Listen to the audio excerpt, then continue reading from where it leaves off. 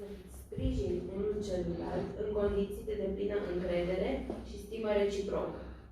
Căsătoria voastră, întemeiată pe sentimente curate, să vă dea căldura unui cămin în care să vă făuriți și materializați visurile și idealurile vieții. În acest context, în calitatea mea de ofițer al stării civile, am obligația legală să vă adresez două întrebări. Domnule Lacataș George Adrian, de bunăvoie și nescris de nimeni, luați în căsătorie pe doamna Vargarica? Da. Domnișoară Vargarica, de bunăvoie și nesilită de nimeni, luați în căsătorie pe domnul Lacataș George Adrian?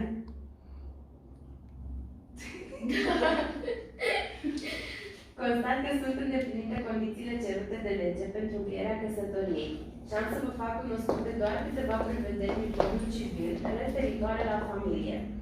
Familia se întemeiază pe căsătoria